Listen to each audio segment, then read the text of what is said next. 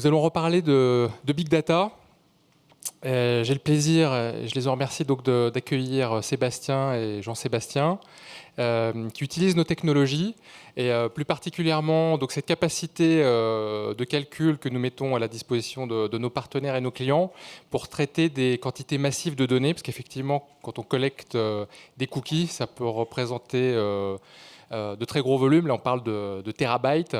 Donc nous permettons à Exacus en fait, de traiter toutes ces données pour fournir un service à Air France dans le cadre de ce qu'on appelle une DMP, de Data Management Platform, qui est un terme dont vous avez sans doute entendu parler.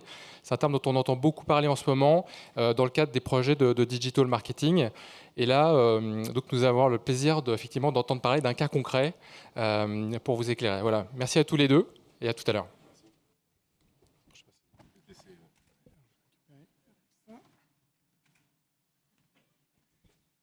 Donc Sébastien, bonjour à tous. Je m'occupe de l'achat programmatique pour Air France. Donc avant de commencer, je voulais juste faire passer un petit message. Aujourd'hui, Air France est une entreprise avec une longue histoire. On fête nos 80 ans. Et c'est pas parce qu'on est une vieille entreprise qu'on ne peut pas utiliser les nouvelles technologies. On s'appuie sur des nouvelles entreprises pour nous aider, mais on peut rester innovant tout en étant une vieille entreprise. Alors, je vais vous présenter un peu le schéma et plutôt le cadre dans lequel s'inscrit la DMP des Exacus et comment ça s'inscrit dans notre achat média. Aujourd'hui, je ne sais pas, est-ce que tout le monde sait ce que c'est le RTB ou le Real Time Bidding? Est-ce qu'il y en a qui ne savent pas? Tout le monde sait? Je vais quand même faire un petit rappel. Aujourd'hui, si je simplifie, il y a deux manières d'acheter de l'espace en ligne, donc les bannières dont on parlait Christophe. Soit je vais voir un éditeur, lemonde.fr par exemple, et je lui demande combien il me vend d'impressions et de bannières sur son site pendant X jours. Donc c'est une négociation de gré à gré. Ça prend du temps, c'est difficile. Et c'est pas très ciblé, on ne va pas cibler d'utilisateurs. L'autre technique qui a émergé, c'est la technique d'enchère, c'est appelé real-time bidding, qui permet de non plus acheter en gros de l'espace publicitaire, mais d'acheter des bannières une par une et plus ciblées en temps réel.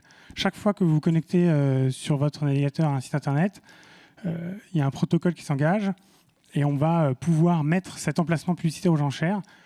Une multitude d'annonceurs peuvent enchérir et acheter l'espace publicitaire. Donc pour faire ça, il faut s'appuyer sur des outils technologiques. Nous, on a choisi de le faire en interne et d'internaliser tout ce processus d'achat en montant un trading desk Air France pour opérer directement sur les ad exchanges qui sont les places de marché dans lesquelles sont vendues ces bannières publicitaires. Alors, on s'appuie sur une première brique technologique qui est un DSP ou un bidder. On passe par une technologie qui s'appelle AppNexus. Donc ça, c'est vraiment l'outil technologique qui nous permet de placer l'enchère, parce que tout le processus que je vous ai décrit se passe en moins de 100 millisecondes, pour que ça soit le plus transparent pour l'utilisateur. Ensuite, on s'est appuyé sur un trading desk indépendant qui nous a formés à l'utilisation de cet outil, qui est un outil quand même technologique, donc il fallait quelqu'un qui nous aide à la fois à utiliser techniquement et en conseil d'agences médias pour savoir où acheter et comment l'acheter. Il nous aide aussi sur la partie créa dynamique pour avoir des créas qui soient personnalisés pour chaque utilisateur. Alors, la DMP, le Big Data, au début pour nous, ça ressemblait un peu à ça, c'était un peu flou. On ne comprenait pas forcément ce qui se passait. D'où l'idée du projet avec Exacus. On voulait vraiment tester l'utilisation d'une DMP en vrai et pas seulement s'appuyer sur des choses qu'on a pu lire à droite à gauche et des présentations des divers acteurs. Donc on voulait vraiment rentrer dans le concret. Donc pour faire ça, on a voulu, cette image montre ce qu'on ne voulait pas faire, c'est-à-dire une énorme usine à gaz, un gros projet IT de 3 ans en connectant toutes nos bases de données aux solutions des Exacus. On voulait quelque chose de rapide qu'on puisse toucher directement. Donc l'idée, c'est vraiment de rajouter l'intelligence des Exacus dans comme une brique technologique qui s'intègre à notre schéma de trading desk internalisé. Alors, pour ça, en fait, on a mis en place concrètement 2 dispositifs. Alors, je vais juste revenir en arrière. Ce que je n'ai pas précisé, c'est qu'on a fait dans notre test une connexion uniquement à l'achat média display. La DMP, c'est quelque chose de plus large. On peut le connecter à nos bases email, nos bases CRM. Mais ça nous semblait plus compliqué dans un premier temps. On voulait vraiment pouvoir l'activer rapidement sur les exchanges. Donc, ils accusent, là, le schéma a sauté, mais ils se connectent normalement à nos données du site et à notre bidder pour pouvoir activer les données que eux ont pu segmenter. Et donc, les 2 dispositifs qu'on a pu mettre en place, c'est des dispositifs qui sont à plusieurs niveaux sur le tunnel d'achat. Le premier, c'est l'optimisation du retargeting. Donc, c'est exactement ce dont parlait Christophe tout à l'heure. Vous venez sur notre site, on vous identifie via un cookie anonyme et on va noter ce que vous avez pu rechercher comme vol, par exemple. Et ensuite, quand vous allez vous connecter sur un autre site internet, on va vous remontrer une bannière, envie de partir à New York, par exemple, si vous aviez cherché New York. Donc, aujourd'hui, on avait un dispositif qui était assez simple pour retargeter tous ces gens qui venaient sur notre site. Ils accusent, en segmentant plus finement notre audience, nous permet d'être plus fin dans notre message et optimiser notre achat média pour adapter notre niveau d'enchère, par exemple. Parce qu'on reste dans un mécanisme d'enchère, donc c'est un achat média, on veut l'optimiser pour obtenir derrière les meilleurs résultats. Et le but, c'est de vendre des billets d'avion. Donc il y a vraiment cette première partie qui est optimisation de notre retargeting et activation de notre donnée sur les ad exchanges. La deuxième partie, donc on est un peu plus haut dans le tunnel de conversion, c'est une partie pré-targeting ou autrement appelée extension d'audience. Donc là, on utilise les modèles statistiques des accuses qui va mapper et regarder qui sont nos clients aujourd'hui, les clients qui achètent un billet d'avion Air France, sur le réseau de partenaires des accuses, quelle est leur empreinte digitale sur les différents sites et leur navigation. Ça va nous permettre en fait de créer un profil type et de cibler les gens qui ont un profil similaire. On fait l'hypothèse que les gens qui ont un profil similaire sur Internet sont des acheteurs potentiels de nos billets d'avion. Donc ça nous permet de partir de nos acheteurs, d'étendre et de savoir qui sont nos potentiels acheteurs pour activer cette donnée et acheter au mieux encore l'achat média. C'est le petit schéma là qui est en dessous.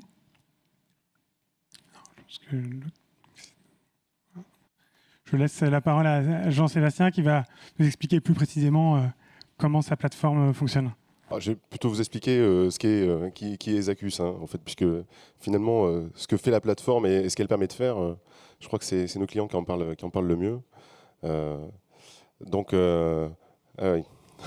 Il y a eu une remise en forme de la présentation. Merci Christophe. Donc, Zacus, alors, je ne sais pas si vous connaissez, si ça vous dit quelque chose. Bon, le RTB, apparemment, tout le monde connaissait. Zacus aussi, c'est très bien. Donc, c'est une société qui existe depuis 2011, qui est basée à Bordeaux, qui a également des bureaux, en Angleterre et aux États-Unis. On est spécialisé donc dans la mise en place de data management platform à la base pour les éditeurs médias. Donc on travaille avec un certain nombre de ces éditeurs pour qui on fait de la segmentation d'audience. Aujourd'hui, en collecte globale sur les médias avec lesquels on travaille, on a collecté une 50aine de millions de profils actuellement et qui ont généré depuis 2011 60 milliards d'événements. 60 milliards d'événements, c'est un individu qui se présente sur le site du Monde, qui regarde une page du Monde, et nous collectons finalement quand est-ce qu'il est venu, qu'est-ce qu'il a regardé, à quel moment est-ce qu'il est revenu finalement sur le site du Monde, et ainsi de suite, de façon à pouvoir collecter un maximum d'informations qui qui nous permettent de qualifier cet individu. Et par extension, on va pouvoir agréger de la data, ce qu'on appelle la third party data, à ce profiling réalisé pour cet éditeur en particulier, qui va nous permettre encore mieux de préciser qui est l'individu. Alors je parle souvent d'individu et pas de personne, parce que finalement, les visiteurs que l'on a sur nos sites sont anonymes pour nous. Ils représentent des ID users, des numéros de cookies, auxquels finalement on va associer de la data, soit de navigation, soit de la CERN, qui va être collectée, soit même de la data CRM qui nous aura été confiée par l'éditeur. Par extension, par extension, on a été amené à apporter cette valeur également à des annonceurs pour qui effectivement la collecte d'informations sur leur site internet est une valeur, un actif que l'on constitue au même titre qu'on le fait pour les éditeurs. Donc notre objectif, c'est bien effectivement la constitution de l'active data. C'est une première étape, donc je collecte l'ensemble des informations qui se trouvent qui émanent de la navigation des utilisateurs sur vos sites internet. Ça peut être votre site, ça peut être un site web, ça peut être un site web mobile, ça peut être une application. Donc à ce moment-là, c'est des dispositifs différents en fonction de la source de collecte. Ensuite, cette information, elle est segmentée et elle peut être enrichie. Elle peut être enrichie, je parlais tout à l'heure de la partie CRM. Plus on va avoir d'informations à agréger, qu'elles soient de browsing ou qu'elles soient externes, plus on va pouvoir qualifier l'audience adressable quand il s'agit effectivement de publicité pour l'annonceur. Particularité, donc après on passe à l'activation, c'est ce que l'on fait avec Air France. Particularité des Accus finalement sur ce marché-là, c'est la grande variété d'éditeurs avec lesquels on travaille aujourd'hui. C'est vrai qu'on n'a pas cité de nom, mais ce sont des groupes de presse ou des régies publicitaires du type Prisma, du type TF1, du type Dailymotion, qui aujourd'hui ont confié la collecte et la segmentation de leurs data à Accus.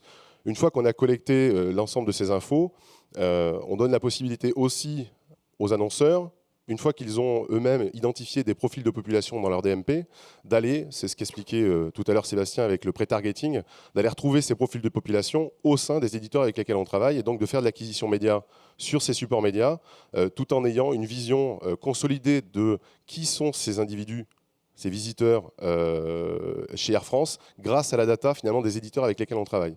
C'est une data qui est assez rare parce que finalement ces éditeurs ne la partagent pas, ils ne la vendent pas. Aujourd'hui, ils l'utilisent pour valoriser leurs inventaires médias et ils acceptent effectivement de la partager avec un tiers de confiance qui est Accus, qui est déjà celui qui segmente, celui qui collecte leur information via DMP et nous permettent de mener des opérations d'optimisation et donc ce qu'on appelle du pré-targeting pour des annonceurs. Donc une fois que la data elle est collectée, eh bien, elle peut être ensuite, on met à disposition un ensemble de dashboards qui permettent de visualiser non seulement l'agrégation au fil de l'eau de l'information au sein de la DMP, donc c'est des visions assez macro qui peuvent ensuite aller sur des visions beaucoup plus précises, comme ici, où on va avoir une vision segmentée, donc avec une segmentation ad hoc qui est réalisée que ce soit pour l'éditeur ou pour l'annonceur, et ensuite des mises à disposition de visualisation de où se trouvent mes segments, quelle est la composition de mon segment. Si j'ai par exemple un segment affinitaire ou un segment socio-démo, et que je m'appelle par exemple Prisma Presse, et que j'ai plusieurs titres de presse à ma disposition, où est-ce que je vais trouver mes segments socio-démo hommes 25-45 au sein de mon audience globale Prisma. Et ainsi dire, bien effectivement, je retrouve cette population préférentiellement dans mes titres hommes, parce qu'effectivement, c'est logique, c'est là que j'ai ce segment-là. Ça, c'est la vision, c'est finalement une vision, un dashboard de visualisation de la DMP. Je peux ensuite utiliser des outils avec le Segment Builder. Donc ça, c'est une réalisation qui est unique en son genre dans le domaine des DMP. C'est la possibilité en temps réel. Alors c'est moins... quelque part, c'est moins le cas pour un annonceur, mais c'est vraiment très utilisé dans les régies publicitaires. Quand vous appelez votre régie publicitaire pour lui faire un pitch sur un besoin de segment que vous souhaitez adresser en publicité digitale, eh bien vous allez avoir la possibilité, enfin la régie va avoir la possibilité de directement construire le segment qui correspond à la cible que vous avez définie dans votre pitch. Donc vous lui dites, je veux une population homme 25-34, Paris, qui est affinitaire sur, ou qui a cherché des mots-clés sur, là on est plutôt dans le cadre d'un e-commerçant, parce qu'on travaille aussi avec des régies d'e-commerçants, eh bien en temps réel, la régie de l'e-commerçant va pouvoir générer le segment qui correspond précisément au pitch que vous lui avez soumis et définir qu'il y a 43 000 profils qui correspondent avec une visualisation de pages dans les 30 jours de 5,3 millions de pages, ce qui donne déjà une idée du volume de ce qu'il va pouvoir vous fournir en nombre d'affichages pour afficher votre campagne. Donc ça sont typiquement les outils que l'on met à disposition. Laurent, je suis très très heureux de t'accueillir sur scène donc aujourd'hui. Tu as énormément de choses à nous raconter, parce que tu as fait énormément de choses jusqu'à présent avec les plateformes digitales en général, dans la transformation numérique de Célio. Et donc je vais te laisser simplement la parole pour que tu puisses nous expliquer ce que tu as fait chez Célio et ce que tu comptes faire à l'avenir chez Célio aussi. Ok. Bonjour à toutes et à tous, bonsoir. Donc Laurent Toumine, je suis vice-président du groupe Célio. Quelques mots sur Célio peut-être pour donner une carte d'identité de cette société. Donc c'est une société qui distribue des vêtements pour hommes exclusivement, dans 1200 points de vente, dans 60 pays dans le monde, et qui a la particularité de dessiner ses propres vêtements, puisque nous avons nos propres stylistes dans notre société qui, chaque saison, effectivement, dessinent l'ensemble de la garde-robe qu'on met en vente dans nos différents points de vente. Voilà. Moi, je suis arrivé dans cette société il y a 2 ans et je vais vous raconter un certain nombre d'histoires associées à la digitalisation d'une boîte vue de l'intérieur. Il y a 2 ans, quand je suis arrivé au comité exécutif de cette société, j'ai pris la responsabilité donc, de la supply chain et des systèmes d'information et rapidement, mes collègues m'ont dit écoute, on a les vieux BlackBerry, ça commence vraiment à nous ennuyer. Est-ce que tu pourrais nous équiper en technologie un petit peu plus moderne ? Ça a commencé comme ça. Donc j'ai acheté une flotte de terminaux un petit peu plus modernes.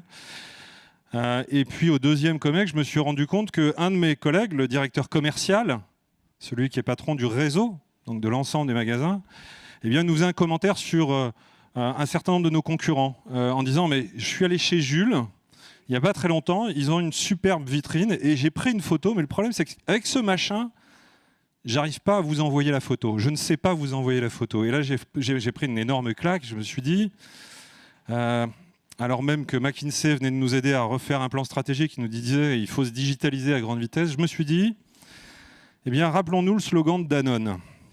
Le slogan de Danone, ils disent que vous faites à l'intérieur, ça se voit à l'extérieur.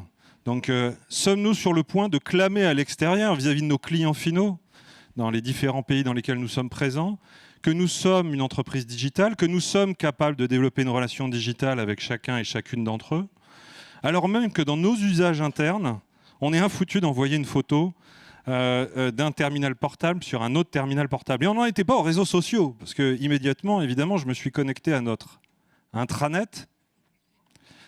Et là, j'ai pris peur. Je suis allé voir la DRH, qui fait partie du COMEX. Je lui ai dit, écoute, l'intranet, il est un peu has-been, il faudrait peut-être faire un truc, quoi. Et je lui dis, mais l'intranet, en plus, c'est un concept qui est complètement mort. Donc, est-ce qu'on pourrait évoluer un petit peu ? Elle a eu un peu de mal à comprendre au début. C'est venu après. Et puis, comme je suis arrivé en juin, est arrivé l'été. Et l'été, je me suis enfermé avec le DSI de la boîte. Et on a écrit une IT stratégie. Parce que je voyais bien qu'on avait un petit souci et qu'il fallait qu'on donne notre contribution à l'ensemble de l'entreprise pour accélérer la digitalisation. En respectant le principe de Danone. C'est-à-dire, essayons de nous digitaliser nous-mêmes dans nos usages et pas forcément de manière séquentielle, parce qu'il y a un peu le feu quand même dans le domaine du commerce. Il faut se digitaliser dans sa relation au consommateur de manière extrêmement rapide. Mais ça sera beaucoup plus facile pour nous d'établir une stratégie digitale dans notre relation aux clients finaux si nous-mêmes, on a développé un certain nombre d'usages digitaux. Et dans cette IT stratégie, il y a toujours des grands trains, ce que j'appelle les grands trains, donc les grands trains de transformation informatique, ceux qui durent 2 ans, vous savez, dont on ne veut pas entendre parler, avec des informaticiens qui travaillent sur des grands projets très chiants et très coûteux. Et j'ai voulu créer une autre structure que j'ai appelée les Célio Labs, sur une inspiration qui me venait des Nordstrom Innovation Labs. Nordstrom, c'est une chaîne de grands magasins aux États-Unis. Et en fait, je vous engage à aller sur YouTube et taper Nordstrom Innovation Labs et vous verrez un peu ce que c'est. C'est assez incroyable. Et donc, mes Cellio Labs, c'est une petite équipe de geeks qui parlent français. Donc, qui savent aligner un sujet, un verbe, un complément. Je suis un peu caricatural là. Et qui savent dialoguer avec les deux populations que j'ai dans l'entreprise. La population d'artistes, des vrais artistes, donc assez peu structurés, et puis la population de scientifiques ou de gestionnaires. Et ces Cellio Labs, en fait, fonctionnent sur le principe suivant. Le lundi matin, ils vont dans un service tiré au hasard, n'importe lequel, dans n'importe quel pays du monde. Ils observent ce service fonctionner. Ça peut être, typiquement, on va prendre le service des artistes, donc les stylistes. Ils observent comment les gens travaillent. L'après-midi, ils dessinent un mock-up sur un paperboard. Pas de cahier des charges. Le soir, à 18h30, bon, c'est pas vraiment le soir, mais à 18h30, ils viennent me voir, ils me présentent le paperboard, je valide le script. Le mardi, le mercredi, le jeudi, ils développent sur la base de technologie Google la plupart du temps. Et le vendredi, ils livrent l'application, ou les applications, que ce soit une application mobile ou une application mobile connectée à des Google Spreadsheets, ou bref. Ils en ont délivré 47 jusqu'à présent. Et lorsque j'ai présenté ça aux actionnaires, lors de la présentation de l'IT stratégie, je leur ai dit, on va en jeter 60%. Sur les 47, on en a jeté 3, en l'occurrence à date. Et donc je disais, je vais vous donner un exemple sur des designers. Les designers, ils voyagent beaucoup chez nous, ils ont un super métier. Ils vont à San Francisco, à Stockholm, ils vont s'inspirer. Ça nous coûte une fortune en frais de déplacement. Ils vont s'inspirer. Et donc, quand ils s'inspirent, alors moi j'ai fait le premier Cellio Labs avec eux, et je leur ai dit, mais c'est quoi s'inspirer? Ils disent, on prend des photos de gens dans la rue, d'éléments d'architecture, on fait du shopping, parce qu'on a un budget shopping. Ils ont un beau métier. Et puis on revient, on reprend l'avion et on fait un mood board. Alors je leur dis, mais montrez-moi le mood board. Donc un mood board, alors c'est de la colle UU avec des trucs qu'ils ont découpés, qu'ils ont imprimés, des morceaux de tissu, et ils assemblent ça sur un grand mur. Et je leur dis, mais ça ressemble à Pinterest, votre truc. Et ils m'ont dit, c'est quoi? J'exagère parce qu'il y en avait quelques-uns qui savaient. Et en fait, avec la bande de geeks, là, avec les Cellio Labs, on s'est dit, mais on va leur développer une application interne qui va nous permettre effectivement de générer des moodboards automatiques en fonction de photos d'inspiration, qui ne viendront pas forcément uniquement d'eux, mais aussi des directeurs de magasins qui sont à Mumbai en Inde, à Singapour, à Paris, à Milan et ailleurs. Et ces moodboards seront thématisés. Et de cette manière, les stylistes pourront agréger un certain nombre d'informations thématisées sur les Bermudas, sur les prints des t-shirts, etc. etc. Et ils pourront travailler avec une matière beaucoup plus riche. Et ben voilà, on a développé ça en une semaine, et maintenant c'est extrêmement actif. Alors tout ça, on l'a fait grâce à une chose assez simple aussi, c'est que pendant cet été 2012, lorsqu'on a écrit l'IT stratégie, on s'est dit, mais comment est-ce qu'on pourrait donner un coup de pied aux fesses de cette boîte qui est archaïque dans son mode de fonctionnement et dans ses systèmes d'information. Et on a choisi la Google Suite, enfin, ou en tout cas l'ensemble des apps Google pour entreprise, pour donner un coup de pied aux fesses de l'entreprise. En fait, on a dit, c'était le 25 août, ou quelque chose comme ça, 2012, j'ai dit au PDG, écoute, t'en occupes pas, mais il y a plein de problèmes avec la messagerie de la marque Bzz. Les boîtes aux lettres sont systématiquement saturées, les utilisateurs me cassent les pieds avec ça. Donc on va passer sur la technologie, une autre technologie qui en plus va participer à la digitalisation de la boîte. Et puis pour pas s'embêter, on va faire ça en 3 mois. Et on va demander son avis à personne, ok? Surtout pas la DRH. Elle n'est pas là. Elle était là il y a 2 jours. Je sais. Mais elle est convaincue maintenant, elle témoigne. Donc on a fait ça en 3 mois avec J-Partners.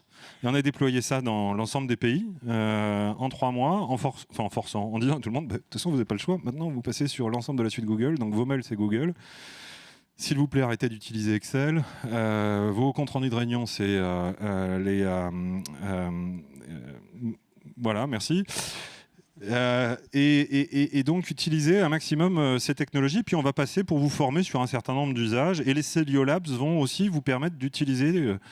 je dirais des apps un peu propriétaires Cellio qui seront disponibles sur une plateforme interne motorisée par Google.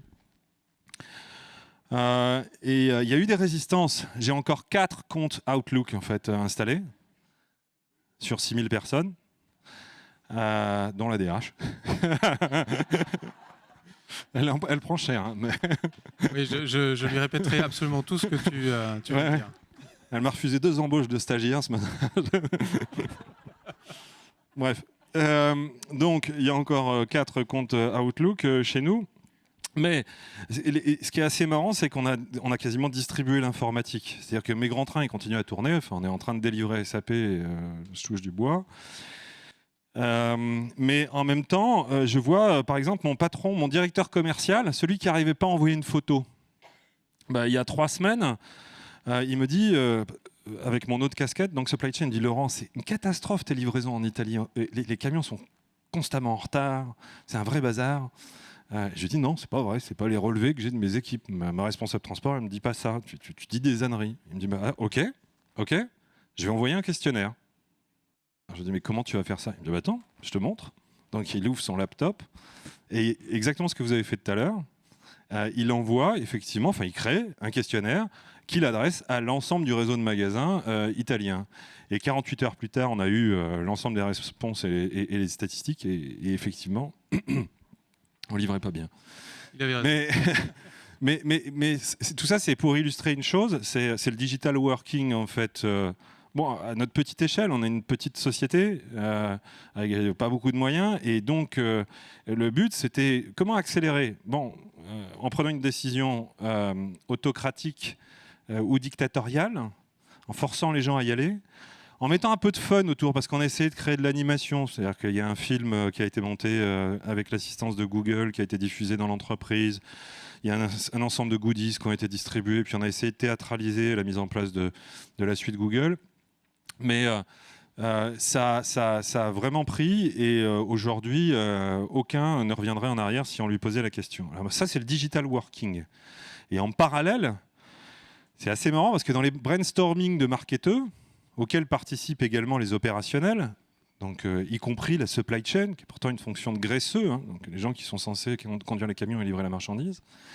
Et bien dans les brainstorming pour organiser, je dirais, les actions commerciales, le plan d'action commerciale, donc les promotions qui rythment l'année, il y a des idées nouvelles qui ont commencé à apparaître. Et pas en provenance de la dernière petite jeune recrue d'HEC qui travaille au service marketing. Non, en provenance de l'ensemble des membres du comité exécutif eux-mêmes qui, grâce à un certain nombre d'usages au quotidien en interne, se sont dit mais pourquoi est-ce qu'on ne ferait pas ça avec une population plus large? Et je vais en prendre un exemple qui va sortir de l'élément des promotions. On travaille dans la mode. Et dans la mode, on se plante une fois sur 2. On se plante de couleur. On se trompe de fitting, donc de coupe. On se trompe dans les quantités qu'on achète, parce qu'on ne sait pas 9 mois à l'avance, puisqu'on dessine les vêtements 9 mois avant de les vendre, hein, à peu près. On est en train de dessiner été 15, là. Donc oui, même 12 mois avant de les vendre. On est en train de dessiner été 15. Et 12 mois avant de vendre, moi, je ne sais pas que l'année prochaine, ça sera une grosse tendance fluo. Enfin, je ne suis pas sûr, quoi. Enfin, en l'occurrence, là, en ce moment, il y a des vêtements très fluo. Je vous assure que c'est finalement pas la tendance dans nos vêtements, compte tenu des ventes. Bref, je ne le sais pas forcément. Et on s'est dit, mais comment est-ce qu'on sélectionne ces couleurs, ces fits et ces graphiques? Jusqu'à présent, en fait, on présentait des crayonnés d'artistes sur un mur, et puis ils convoquaient le COMEX à la fin de la réunion du COMEX du mardi. Et puis on disait, non, ça va marcher coco, il faut en acheter 5000, ça c'est bien, achète-en 10 000. Ça se passait vraiment comme ça. Et on s'est dit, mais en ayant utilisé la plateforme Google Plus en réseau social interne, pourquoi on ne l'étendrait pas ce truc-là à un usage tout simple, c'est qu'on prend tous les crayonnés, on les met sur Google Plus et on met un questionnaire à côté et on demande à tous nos magasins, nos 6000 personnels dans le monde entier, de voter. Et c'est eux qui décident. Et puis on est allé un peu plus loin et on s'est dit, mais pourquoi est-ce qu'on ne ferait pas ça vis-à-vis de nos clients fidèles? Ceux qui sont Celio Open. Les Celio Open, c'est les gens qui sont enregistrés dans nos bases de données clients. Et on est en train de lancer ça. Donc tout ça pour vous dire, en fait, et pour essayer d'illustrer le slogan de Danone, on a essayé de faire quelque chose. Je ne dis pas qu'on est au bout du chemin, parce qu'on a encore quelques résistances, réticences, Parce qu'on est un commerçant, donc nous, on avait l'habitude d'investir dans la pierre, de mettre de l'argent dans de la pierre et d'être propriétaire immobilier dans le monde entier. Et là, en fait, on demande à nos actionnaires d'investir dans quoi? Quelque chose qu'ils ne vont pas voir physiquement. Il y a une vraie révolution, je dirais, quasi psychologique à générer chez nos actionnaires et chez l'ensemble des membres du COMEX. Mais on a essayé de digitaliser l'entreprise par l'intérieur pour que ça se voit à l'extérieur et qu'on puisse légitimement dire à nos clients, oui, on est en train de construire avec vous des connexions digitales, des liens et une expérience client qui va être différente. Et oui, demain, on ne sera pas simplement une entreprise qui va vous donner des vêtements ou vous les donner, vous vendre des vêtements le plus cher possible. Mais on va essayer d'avoir une relation lifestyle, c'est-à-dire qu'on va vous donner aussi du contenu, des images, la vidéo, du texte. On va vous parler d'autre chose que de vêtements.